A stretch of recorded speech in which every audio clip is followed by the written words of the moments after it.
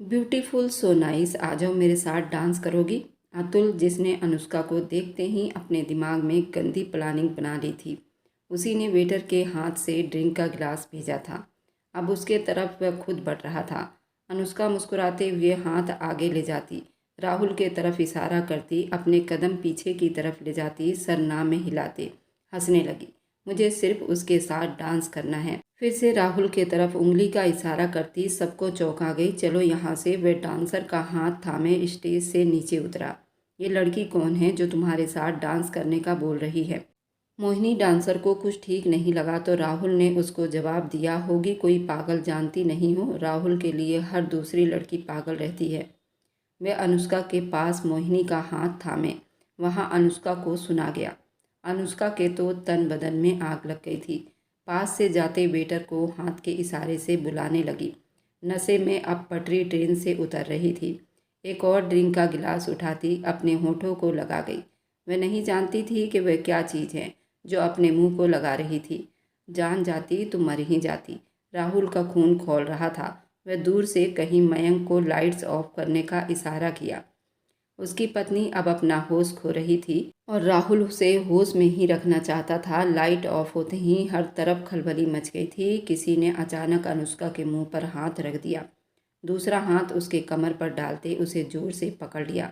अनुष्का का सांस गले में ही अटक गया। अगले पल उसे वहां से बाहर निकाल आया था, जबकि मयंक ने मोहिनी का नस दबाते उसे बेहोश किया वहां से गायब हुआ था।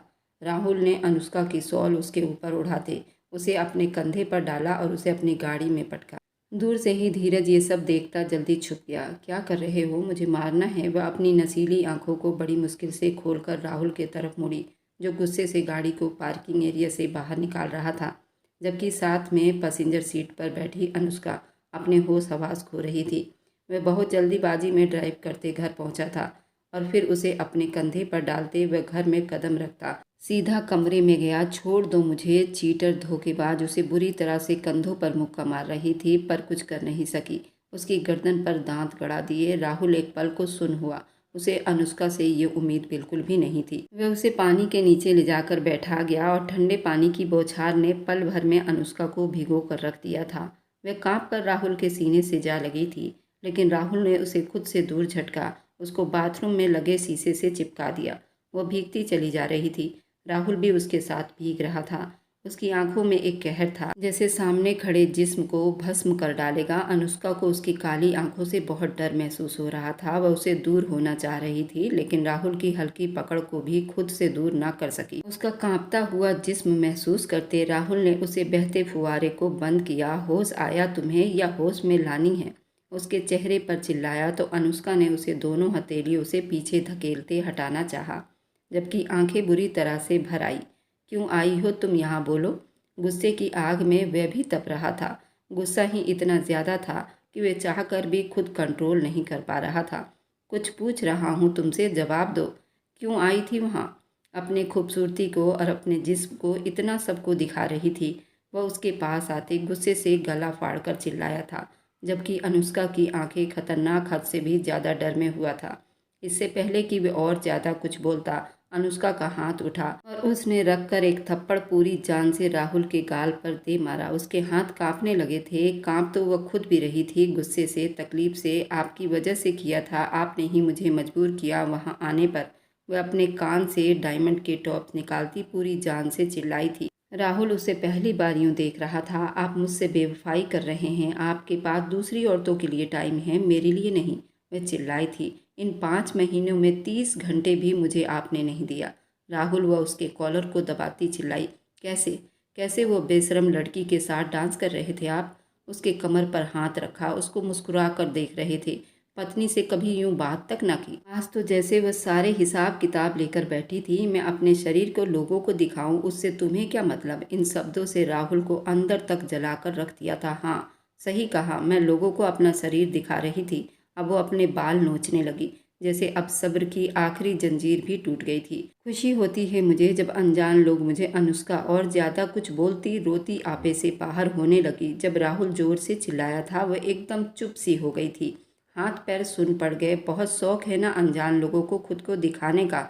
वो बुरी तरह से गुस्से में आया था। उसका हाथ जोर से थामे बाहर ले जाते बिस्तर पर पटक चुका था। पहले अपनी मर्दानगी तो दिखा दो, फिर अनजान मर्दों के सामने अपने आप को दिखाना। राहुल बहुत गुस्से से चिल्लाया, उस पर झुकता, उसके सर के पीछे हाथ रखता, गुस्से की निगाहों से उसे देखता चिल्लाया था, मेरे तुम्हारे पास ना आने पर तुम यूं परेशान होकर दूसरे अनजान लोगों के पास जाओगी? अभी आप भी वहीं थे ना, अनजान औरतों की बाहों में। उसने तो आपको छुआ भी था। मुझे किसी अनजान आदमी ने अभी तक छुआ भी नहीं। तुम्हारे जिस्म के किसी एक हिस्से को कोई अनजान आदमी छुए तो मैं उसे भी जान से मार देता, तुम्हारे जिस्म का वह टुकड़ा भी अलग कर देता। वह गुस्से से अब चिल्लाया था कि उस पर अनुष्का को अपनी गलती का एहसास हुआ था कि उसे वहाँ नहीं जाना चाहिए था। राहुल की अपनी ज़िंदगी है, उसे अपनी मर्जी से जीने का अधिकार है और उस पर यह ज़बरदस्ती थोपी गई थी। बजाय उससे दूर होती वह उसे उस्का रही थी। राहुल छोड़िए मुझे, क्या कर रहे हैं आप? वह गुस्से से उसे घसीटते हुए स्टोर रूम में ले जाते बंद कर गया। राहुल प्लीज़ दरवाज़ा खोलो। उसे अंधेरे से डर लगता था, लेकिन राहुल जानता था अगर दरवाज़ा खोलकर उसे सामने लेकर आया वह अपने आप पर कंट्रोल नहीं कर पाएगा। अनुष्का के साथ कुछ गलत ना कर बैठे, इसलिए उसे स्टोर रूम में बंद कर दिया। उसके मोबाइल पर कॉल आने लगी तो वह चौंका। मयंक की कॉल थी। उसने उससे पूछा मोहिनी कहाँ है? वह पहला सवाल यही पूछ रहा था। अपार्टमेंट में दूसरी तरफ से जवाब आया, उसे बेहोश ही रखना है, होश में न आए। राहुल का अभी भी गुस्से से बुरा हाल था। राहुल, वह लड़की जुबान को लगाम दो। मयंक वो मेरी पत्नी है, उसका कोई नाम भी ले तो मैं जुबान खींच लेता हूँ। वह इतने गुस्से से चिल्लाया था कि मयंक जल्दी फ़ोन काट गया। उसकी अड़ियल हालत को कौन नहीं जानता था। उसके डिपार्टमेंट का हर बंदा ही उसे जानता था। इधर ईवान बहुत बुरा फंसा था। यार अचानक ही शादी कर रहा है, ये सब ठीक है क्या? दिव्या भाभी मानो प्लीज़, इस वक्त मुझे सिर्फ अपने पिता की फ़िक्र है। उनकी बहुत जल्दीबाजी में सर्जरी हुई है जिस पर उन्होंने इसलिए हाँ भरी है कि मैं सिमरन से शादी कर लूँ। मुझे मेरे पिताजी जिंदा और सही चाहिए। यार 4 सालों से बराबर उन्हें दुख मिल रहा है मेरे यहाँ ना रहने पर। उनसे दूर होकर आज एक बेटा होने का कर्तव्य निभाना चाहता हूँ। ईवान का दिल अपनी बेवफाई पर रो रहा था, लेकिन पिता का चेहरा उसे भुलाए नहीं भूल रहा था। मानव ने बुरी तरह से अपने होंठ भींचे। वह अपने पिता की बात मानकर पत्नी और अपनी प्यारी सी बच्ची को धोखा दे रहा था। अभी वह शादी का इंतजाम करता हॉस्पिटल के कॉरिडोर से जा रहा था कि अचानक किसी नौजवान लड़की ने उसे कलाई से थामे अपनी तरफ खींचा। मानव हैरान होता रह गया और कोई नहीं, वह सिमरन ही थी जिसकी आंखें आंसुओं से तर थी। मानव ने नासमझी से उसे देखा। क्या आप शादीशुदा हैं?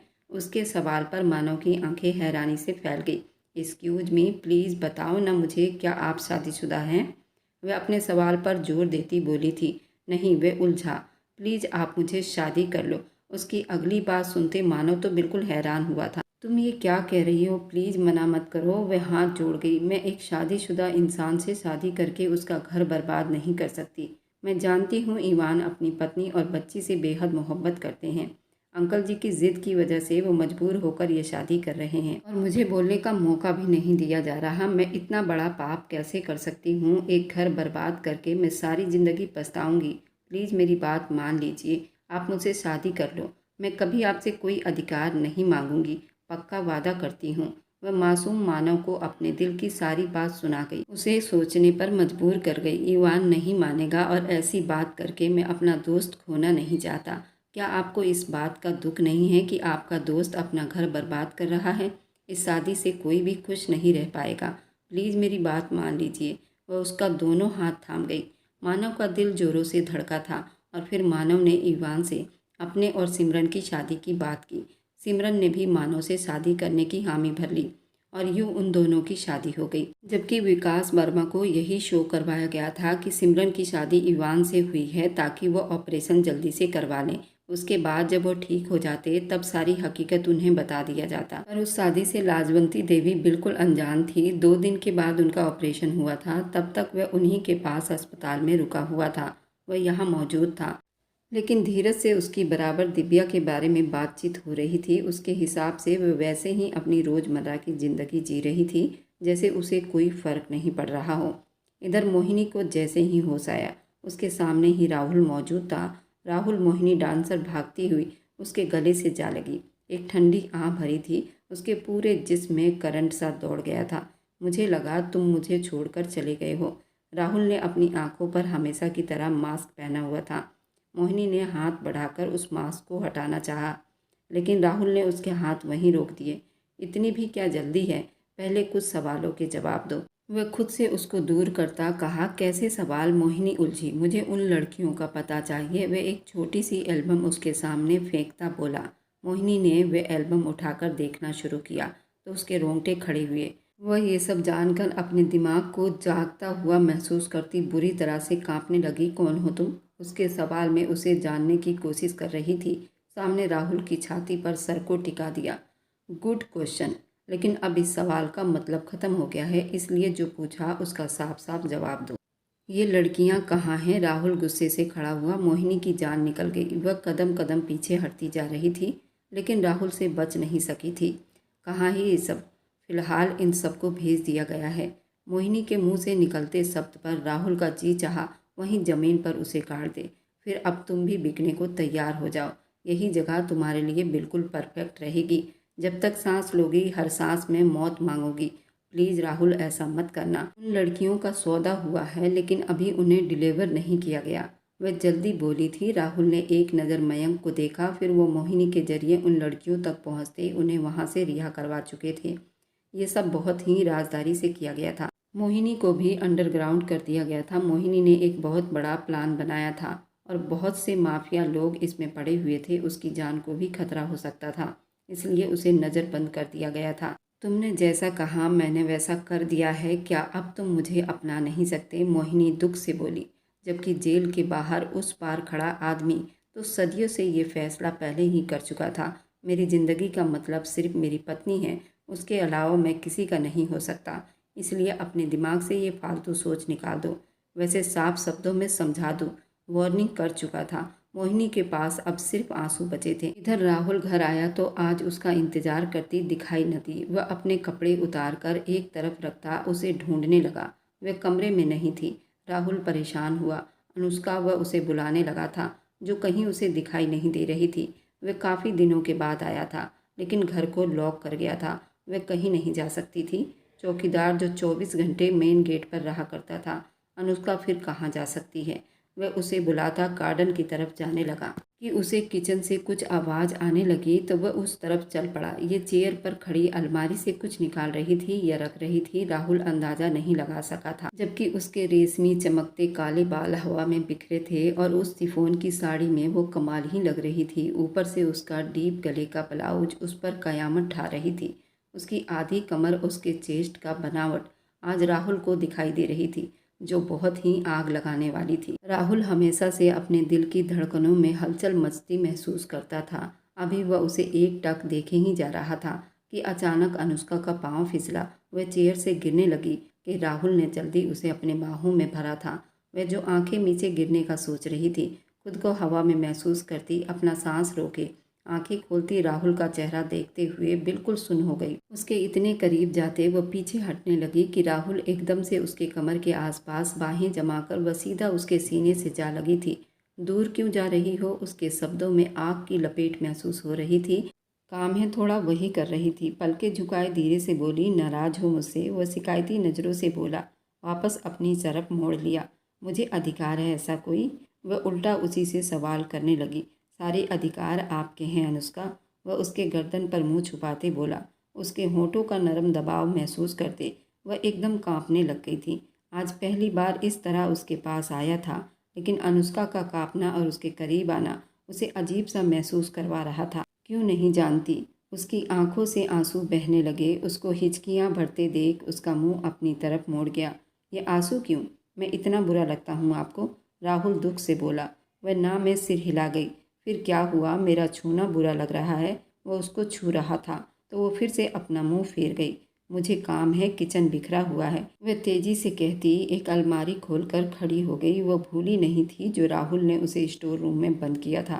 वह न जाने कितने घंटे वहाँ बंद थी। उसके बाद उसे वहाँ से निकाला था।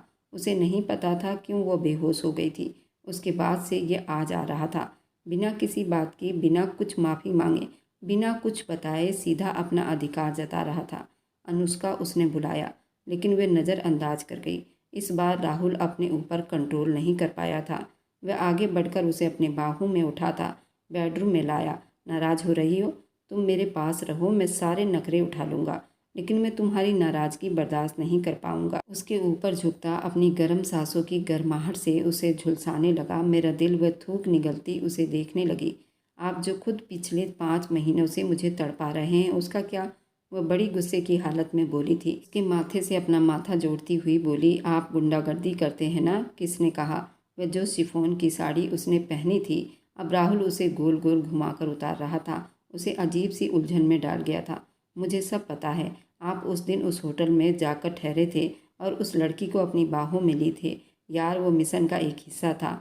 आखिरकार उसने बता ही दिया था। उस वक्त उसके अंदर अपनी पत्नी की चाहत हो चुकी थी। वह अब उसे एक पल दूर नहीं रह सकता था। मिशन पूरा होने तक वह उससे दूर रहना चाहता था, ताकि वह अपने मिशन को पूरा कर सके।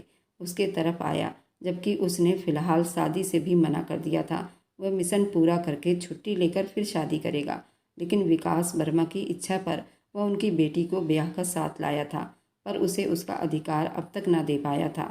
कौन सा मिशन? वह एकदम उठकर बैठी थी तो राहुल ने बेड से टेक लगाते उसे अपनी गोद में बिठाते इशारा किया।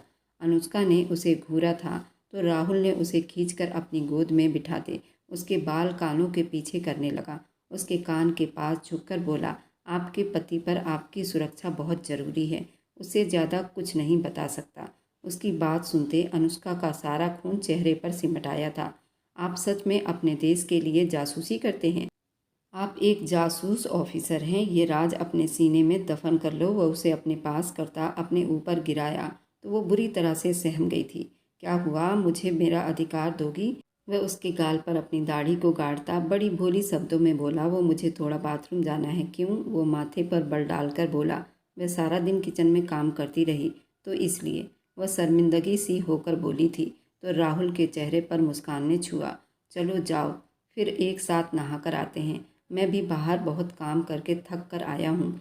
वह बहुत ही शरारती अंदाज में बोला, नहीं, एक साथ नहीं। मैं कैसे एक साथ नहाऊंगी? वो बड़ी मासूम होकर घबरा कर बोली। तो राहुल का ठहाका गूंजा, हस्बैंड वाइफ यार, ऐसा कुछ करने से क्या होगा? पागल लड़की। वह लाइट ऑफ करता उस पर हावी हुआ था, उसे गोद में उठाता अब बाथरूम में लाया था। वह थोड़ी घबरा रही थी। पहले उसे शावर में लाकर उसे पूरे कपड़े खोलकर उसे अपने हाथों से नहला रहा था। उसके पूरे जिस्म पर अपने हाथों से साबुन लगाता वो बेकाबू हुआ था और उसके दोनों ब्यूटी बॉल को बारी बारी अपने मुंह में लेता। वह एक राउंड बाथरूम में ही ले चुके थे। अनुष्का बुरी तरह से चीखी थी, बस पहला राउंड है, थोड़ा दर्द सह लो अनुष्का। अनुष्का भी इस प्यार के लिए बहुत दिनों से तड़प रही थी। वह भी उसे बाथरूम में अपने आप को सौंप चुकी थी और उसके प्यार से वह भरपूर आनंद उठा रही थी। दूसरा राउंड वे लोग बिस्तर पर लेना चाहते थे। उसे गोद में बिना कपड़ों के उठाता बिस्तर पर ला चुका था और टॉवल से उसके पूरे जिस्म को पोंछता और वह अब अपने आप को भी सुखा रहा था। और फिर वे दोनों बिस्तर पर दूसरा फिर तीसरा, न जाने वो पूरी रात कितनी राउंड ले चुके थे। एक दूसरे के मोहब्बत के समंदर में वो गोते पर गोते लगाते जा रहे थे। अनुष्का धीरे धीरे अपनी गहरी सांस भर रही थी। उसके आसपास हाथों को खुद पर पकड़ महसूस करते वह बहुत ज़्यादा दीवानी हुई थी। अनुष्का ने उसे अपने दिल और जान से उसको अपने आप को सौंप दिया और फिर सुबह हुई। वह अपने आप को अब पूरा महसूस कर रही थी। इधर विकास वर्मा का ऑपरेशन हो चुका था, लेकिन कुछ दिन उन्हें अस्पताल में ही रहना था। उन पलों में इवान एक पल को माँ बाप से दूर न हुआ तो मानो भी हर पल उसके साथ रहा। हर पल उसने उसकी मदद की, उसको एहसास दिलाया कि वह उसका दोस्त न सिर्फ उसके साथ है बल्कि हर दुख सुख में भी उसके साथ है। ऑपरेशन के 5 दिनों के बाद माँ के ज़बरदस्ती करने पर वे लोग पटना जा रहे थे। दिव्या और अपनी बेटी परी को लिए। इतने दिन उसकी दिव्या से बात नहीं हो सकी थी। अब न जाने वह उससे बात करेगी या नहीं। अभी वो मानो से अपने वहाँ मौजूदगी का विश्वास दिलाते वे पटना के लिए निकल पड़े थे तो वे दिल बड़ा करते पिता को मानव के सर पर सौंपता अपनी पत्नी और बच्ची के पास जा रहा था। करीब 3 महीने के बाद वह वापस घर लौटा था। दरवाज़ा को खटखटाया तो वह खुला हुआ मिला। ईवान के माथे पर बल पड़े। ये कैसी लापरवाही है कि दरवाज़ा लॉक नहीं। वह अंदर आते आसपास निगाह दौड़ाते आगे बढ़ा। कोई आवाज़ सुनाई नहीं दे रही थी। तभी उसे ड्राइंग रूम से बातों की आवाज़ सुनाई दी और फिर वह बातें ठहाकों में बदलने लगी। ईवान के माथे पर बल पड़े। उसके कदम अंदर बढ़े तो चौखट पर ही रुक गए। वह अंदर बैठी हस्तियों को देखकर अपने होंठ बंद कर गया। ये वही सब लोग थे जिन्होंने 5 साल पहले अपनी बेटी के लव मैरिज करने की वजह से अपनी बेटी से पूरी ज़िंदगी के लिए नाता तोड़ लिया था और आज मेरे ससुराल वाले यहाँ आए हुए थे। दिव्या के पिता को मरे हुए कई साल हो गए थे। माँ बहुत पुराने ख्यालों की औरत थी। वह लव मैरिज में विश्वास नहीं करती थी। 4 साल तक पलटकर नहीं देखा और आज अचानक वह यहाँ। वह अभी तक हैरानी में पड़ा था। इवान बेटा यहाँ आओ, तुम्हारी कमी बहुत महसूस हो रही थी। वह शायद परी के लिए केक लेकर वहाँ पहुँचे थे और पार्टी का माहौल था। कमरा भी पूरा डेकोरेट हुआ पड़ा था। तभी दिमाग पर जोर डालते हुए उसे याद आया कि आज परी की 5वीं सालगिरह थी, क्योंकि परी बिना शादी के ही पैदा हो गई थी। उसके बाद उन लोगों ने शादी की थी और वह भूल गया था। अपने पिता के चक्कर में परी भागकर पापा के गले से लगी, जबकि वह दूर खड़ी दिव्या अभी तक उसे यूं ही देखे जा रही थी जैसे कोई अनजान हो। कैसा है मेरा बच्चा? उसे अपने सीने में दबाता उसके गाल पर प्यार करते बोला, आपको मिस किया मैंने पापा। देखो, आज पहली बार हमारे घर मौसी और नानी आए हैं। वे आपका इंतज़ार कर रहे हैं। परी के बर्थडे पर आपके बिना मज़ा नहीं आ रहा था, अब मज़ा आ जाएगा। मेरे पापा कितने हैंडसम है ना। परी की बातों पर सभी मुस्कुरा पड़े थे। वह सबका पैर छूते, सबसे मिलते। वह थोड़ा थका हुआ था, फ्रेश होना चाहता था। एक्सक्यूज मी, वह अपनी बेटी को अपने साथ लगाए उसके गाल पर किस करते रूम की तरफ बढ़ गया तो दिव्या की माँ ने दिव्या को इशारा किया कि वे जाकर देखे। दिव्या ने अपने होंठ भींचे, बर्तन वहीं रखे और अपनी कजन को कुछ समझाया। कमरे में आई तो एकदम अपने पीछे दरवाज़ा लॉक होने की आवाज़ सुनाई दी। वह मुड़ी के इवान उसके बिल्कुल 1 इंच की दूरी पर खड़ा उसे ही देख रहा था। आंखों में ढेरों शिकायत थी। तुमने ये तो बहुत अच्छा किया, तुम्हारा पति इवान चला गया, तुमने अपनों को इकट्ठा कर लिया, आप अपने पिता के पास जा सकते हैं, तो क्या मैं अपनी माँ के पास नहीं जा सकती? मुझे अकेला छोड़ गए थे, तुम्हें शर्म नहीं आई? और अब क्या करने आए हो? तुम्हारी पत्नी भी तो होगी ना, क्योंकि तुम्हें तो अपने पिता की इच्छा पूरी करनी थी, लेकिन मुझे तो अपनों की ज़रूरत थी, इसलिए बुलाया। इस बार दिव्या ने गुस्से में उस पर तीर चलाया। मेरी एक ही पत्नी है और वह हो तुम। दिव्या को एकदम से दीवार के साथ चिपका गया। मुझे भी सब मालूम है, तुम्हारे दोस्त ने मुझे बता दिया है। तुमने शादी नहीं की है, तुम्हें क्या लगा तुम मुझे भूल जाओगे? लेकिन मैं तुम्हें पल पल याद कर रही थी, हर 1 मिनट की तुम्हारी खबर ले रही थी। मैं अपने ईवान को कैसे खोने देती? और मैंने सिमरन से भी बात की थी और मानव से सिमरन को मिलवाया था। सिमरन ने भी मेरी बात को मान ली थी और उसे मानव पसंद आया था। उसके बाद मैंने मानव से मिलने के लिए सिमरन को अस्पताल में भेजा था। सिमरन को मानव बहुत पसंद आया था। सिमरन ने सामने से आकर मानव को अपना जीवन साथी बनाने के लिए प्रपोज किया था। इवान, तुम्हें क्या लगा तुम ही खिलाड़ी हो? मैं तुम्हारी पल पल की खबर रख रही थी। इवान तो बिल्कुल आश्चर्यचकित हो गया। दिव्या की बातों ने उसे हिलाकर रख दिया था। इवान उस दिन जान गया था कि दिव्या मेरे लिए कुछ भी कर सकती थी, पर वो मुझे कभी खोना नहीं चाहती थी। दिव्या की बातें सुनता उसे गोद में उठाकर बिस्तर पर पटक चुका था। उसने जल्दी से अपने पेट पर हाथ रखा। उसने कहा कि थोड़ी सावधानी से करिए, क्योंकि आप दूसरी बार पिता बनने वाले हैं। ये सुनते ही इवान खुशी से झूम उठा था और उसके पेटीकोट का नाड़ा खोलते अपना सर उसके पेट पर रखा और उस छोटे से बच्चे से बात करने लगा और दिव्या को कहा, आज तुमने मेरा सपना पूरा कर दिया। दिव्या भी उसके लिए 3 महीनों से तड़प रही थी। इवान का हाथ अपने पेट पर महसूस करती खुद ही बेकाबू हो गई थी। इवान को चूमने लगी थी। इवान भी 3 महीनों से तड़पा हुआ था। दोनों मिलकर गहरी सांसें भरने लगे। एक दूसरे को बिना दूर किए एक राउंड ले चुके थे। दिव्या सिसकियां भर रही थी। तभी परी ने दरवाज़ा खटखटाया तो वे लोग होश में आए थे और अपने आप को संभालते अपने अपने कपड़े पहनते बाहर निकले थे। दिव्या के जलते दिल पर बर्फ़ का गोला पड़ा था। इधर विकास वर्मा के घर पर सब इकट्ठे हुए थे। उसका राहुल भी पहुंचने वाले थे। विकास वर्मा को घर आए आज 1 महीना हो गया था और बड़ी सादगी से सिमरन की विदाई की गई थी, क्योंकि मानव को वो अब अपने पास चाहिए थी। सभी बहुत खुशी से उस फंक्शन में शामिल हुए थे। विकास वर्मा अपनी पोती से मिलकर जी उठे थे। अब उनकी जुबान पर बस परी ही परी का नाम था। सभी का प्यार पाकर दिव्या ने भगवान का धन्यवाद किया था। अगर वे वहाँ घर पहुँचकर सबसे मिलजुल कर माफ़ी ना मांगती तो सब कुछ बिखर जाता। थोड़ा सा झुक जाने से अगर रिश्ते बच जाएं तो झुक जाना अच्छा होता है। राहुल गेट के इंटर होते अनुष्का का हाथ थाम रखा था, जो कभी नहीं छोड़ना चाहता था। उसकी यही अदा अनुष्का को बहुत पसंद आई थी। अनुष्का को देखकर सब उससे मिलने के लिए दौड़े। उसका खिलता हुआ रूप रंग देखते सभी खुश थे। यार, मेरी पत्नी को मेरे हवाले करो, अब बहुत हो गया। पूरे 2 महीने इंतज़ार करवाया तुम लोगों ने, अब तो तुम सारे इकट्ठे हो गए हो, आपस में बैठकर बातें करो। और हम दोनों को फ्री करो यार, हमारे भी तो अपने जज्बात हैं। तुम तो अपनी पत्नी के साथ हो, मुझे सिमरन की बहुत चाहत हो रही है और सिमरन से भी पूछ लो, वे भी मेरे साथ जाने के लिए तैयार है। जब पति और पत्नी राजी हैं तो फिर आप लोग क्यों इतनी देर कर रहे हैं? तुम सब इकट्ठे हो गए हो, इसी खुशी में मेरी पत्नी को मेरे साथ भेज दो तो आप लोगों की बहुत कृपा होगी। मानव के इतना कहने पर सभी के चेहरे को मुस्कान ने छुआ था, जबकि घूंघट निकाले बैठी सिमरन के चेहरे को धीमी मुस्कान ने छुआ था। भगवान ने उन सबको एक साथ मिला दिया था। समय रहते सब ने अपने दिमाग का इस्तेमाल किया था। और मेरी वीडियो आप लोग जहाँ कहीं से भी देखते हैं, कमेंट में अपने शहर और राज्य का नाम ज़रूर बताएं। मुझे आप लोगों के कमेंट पढ़ने में बहुत आनंद आता है और उन सभी का मैं बहुत बहुत धन्यवाद करना चाहती हूँ। जो लोग मेरी वीडियो को देखते हैं, लाइक करते हैं और शेयर करते हैं।